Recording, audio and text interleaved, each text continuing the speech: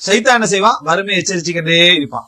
கல்யாணம் முடிக்கிறதுக்கு நினைக்க சாதாரண வசனம் இல்ல, கல்யாணம் முடிக்க நினைக்கிறதுக்குள்ளே முதல்ல வறுமையை வச்சிருக்கான். என்ன முடிச்சிடாது, முடிச்சதா முடிஞ்சிடும். வணங்கிட்டா என்ன?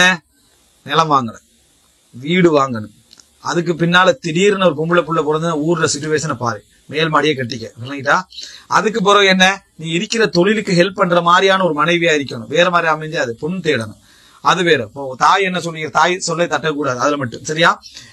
இப்படியான ஒரு அப்படியே ஃபுல்லா ஒன்று எடுத்த உடனே அவன் இப்படி பாக்குறான். திருமணம் என்பது மூசா அலைஹிஸ்ஸலாம் அந்த கடலை தாண்டினாரே, அது மாதிரி அவனுக்கு விளங்கு. ஏதாவது அசாவுன்னு அல்லாட்டிருந்து கிடைச்சாலே தவிர இந்த திருமண செக்ஷன் எல்லாம் தெரியும். சிலருக்கு சில வாழ்க்கையில நமக்கு எல்லாம் மார்க்க விஷயங்கள் நினைச்சு சிலவை நடந்துட்டு போயிருக்கலாம். சிலருக்கெல்லாம் எப்படி அப்படி என்று சொன்னால் கல்லில் இருந்து ஒட்டகம் வர மாதிரிதான். அதாவது திருமணம் என்பது பை சான்ஸ்ல நடந்தாதான், அற்புதங்கள் நடந்தாதான். எனக்கு வாழ்க்கையில திருமணம் நடந்தது அற்புதம். அப்படியே நான் போட்ட பிளேனுக்கு என்ன இந்த திருமணம் எல்லாம் நடக்கவே இயலாது. இப்படி ஒரு பிளேன் பண்ண திருமணம் என்று அவ எதையெல்லாம் தாண்டி எப்படியோ அந்த குடும்பத்தை சமாளிச்சு தாண்டி திருமணத்துக்கு வந்துட்டான்னு வைக்கிறேன். அடுத்தது வறுமை, வறுமையை தான் முன் வைக்கிறான். என்ன திருமண செலவு தெரியுமா அப்படின்னு கேட்டுருவோம். என்ன செலவு வரும்போது அக்கதினிக்கா வலியுமா?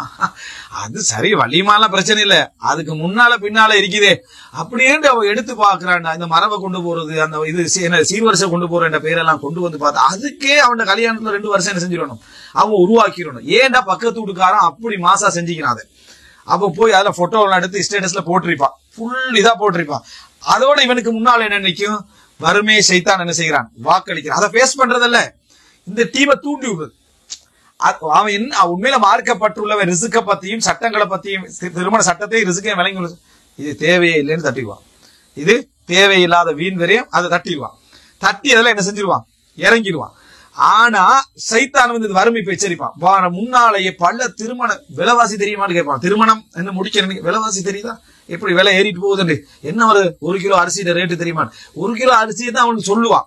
சொல்ற டைம்ல இவனுக்கு ஒரு அச்சம் வார மாதிரி அதை என்ன செய்யும்? இருக்கும். திருமணம் அந்த இடத்துல என்ன செஞ்சிடும்? முடிஞ்சிடும். அல்லாஹ்வுடைய தூதர் போல அந்த ஒரு தலைவரை இந்த விஷயத்துல காணவே இயலாது. வறுமையை எச்சரிச்சுக்கண்டே இருப்பான். குர்ஆன் திருமண விஷயத்துல வறுமைக்கு எதிரான நிலைப்பாடுகளை காட்டிக்கண்டே இருக்கும்.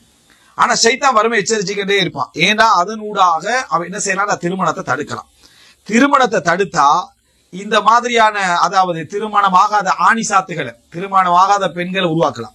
உருவாக்கினா ஒழுக்கக்கேடு என்ன செய்யலாம்? உருவாக்கலாம். ஒழுக்கக்கேடை உருவாக்கினா ஊரை நாசமாக்கலாம். ஊரை நாசமாக்கினா உலகத்தையே என்ன செய்யலாம்? நாசமாக்கி விடலாம், தீன நாசமாக்கி விடலாம் என்றதுனால அஷைத்தானு யஇதுகுமுல் ஃபக்ர், ஒரு வறுமை என்ற டூலை வச்சு டோட்டலா சைத்தான் என்ன செஞ்சிருவான்? மாத்திடுவான்.